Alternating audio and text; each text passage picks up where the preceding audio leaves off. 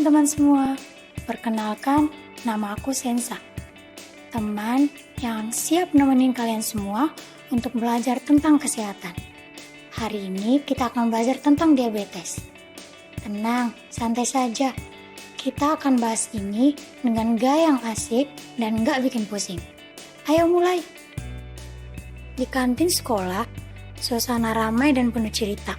Hari ini, Aldo, Gisel, Karina, dan Dinda lagi ngobrol soal teman mereka yang baru saja diketahui punya penyakit diabetes. Ayo kita dengerin mereka. Teman-teman, kalian udah dengar belum kabar soal Sofia? Sofia, yang duduk di baris depan itu. Belum? Kenapa memangnya? Dia di rumah sakit, katanya harus cuci darah karena diabetesnya udah parah. Hah? Serius? Aku kira dia sehat-sehat aja. Iya, kasihan ya. Aku baru tahu loh kalau diabetes bisa separah itu sampai harus cuci darah.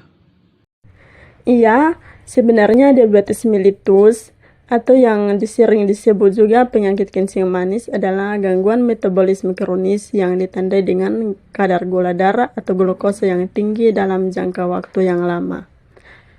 Kondisi ini terjadi karena tubuh tidak dapat memproduksi insulin yang cukup atau tidak dapat menggunakan insulin yang diproduksi secara efektif atau resistensi insulin, atau kombinasi keduanya. Insulin adalah hormon yang diproduksi oleh pankreas yang berfungsi membantu sel-sel tubuh menyerap glukosa dari darah untuk diubah menjadi energi. Jika tidak ditangani dengan baik, kadar gula darah yang tinggi secara terus-menerus dapat merusak berbagai organ dan jaringan tubuh seperti ginjal, mata, saraf, dan jantung yang bisa menyebabkan komplikasi serius. Gejala diabetes sering muncul secara bertahap dan bisa berbeda-beda pada setiap orang. Gejalanya juga sering tidak disadari. Contohnya, yang pertama, sering ke kamar mandi di malam hari. Kalau kamu sering buang air kecil, terutama di malam hari, ini bisa jadi karena ginjal kamu sedang bekerja keras membuang kelebihan gula dari dalam darah. Yang kedua, sering merasa lapar bahkan setelah makan. Bisa jadi karena tubuhmu kesulitan menggunakan glukosa sebagai sumber energi.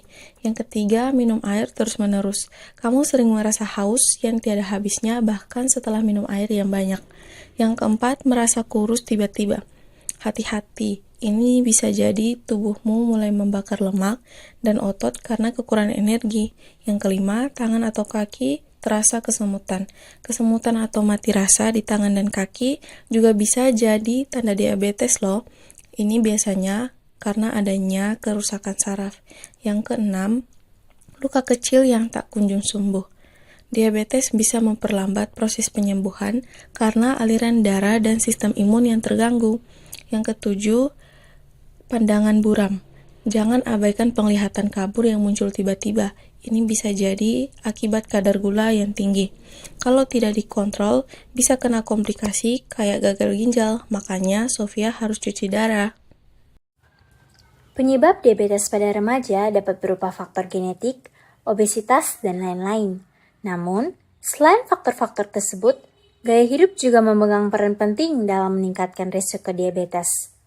Oleh karena itu, sangat penting bagi kita untuk memahami kebiasaan sehari-hari yang bisa memicu naiknya kadar gula darah.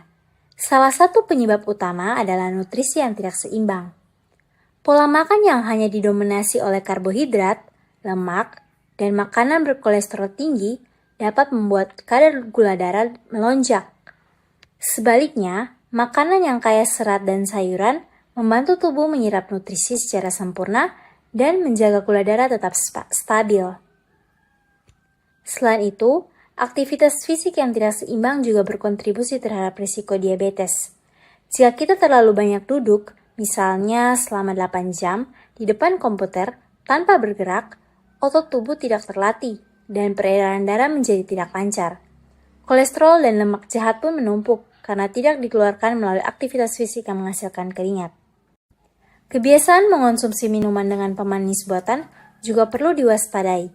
Pemanis sederhana memang cepat diserap tubuh, namun pemanis buatan justru bertahan lebih lama dalam darah dan dapat merusak sistem kerja insulin. Tak kalah penting, memilih cemilan sehat juga harus menjadi perhatian. Jika kita sering mengonsumsi cemilan tidak sehat seperti coklat atau es krim, kadar glukosa dalam darah akan meningkat dan memperbesar risiko terkena diabetes. Namun, kabar baik, dengan menerapkan gaya hidup sehat seperti menjaga pola makan, rutin berolahraga, dan memilih makanan serta minuman yang tepat, kita dapat mengurangi risiko terkena diabetes, bahkan sejak usia remaja. Aduh, seram ya. Terus, diabetes itu bisa dicegah tidak sih? Bisa banget dong. Tahu nggak sih, mencegah diabetes itu bisa dimulai dari perubahan sederhana dalam gaya hidup kita loh.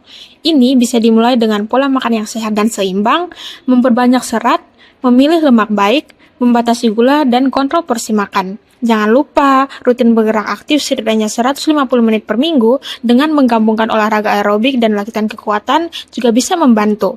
Kemudian, kita juga harus menjaga berat badan ideal, karena kelebihan berat badan bisa membuat tubuh lebih sulit merespon insulin. Lalu, yang gak kalah penting adalah melakukan deteksi dini. Jika kamu termasuk pradiabetes, segeralah lakukan perubahan gaya hidup sesuai dengan anjuran dokter. Ingat, langkah kecil hari ini bisa mencegah risiko diabetes di masa depan.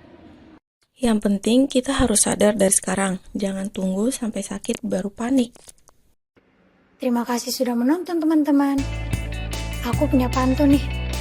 Minum boba toppingnya 2, gula darah naik gak terasa. Kurangi manis mulai dari muda, biar hidup tetap bahagia. Jangan lupa teman-teman, stay sweet, tapi jangan kebanyakan gula ya. Sampai jumpa di video berikutnya. Bye-bye.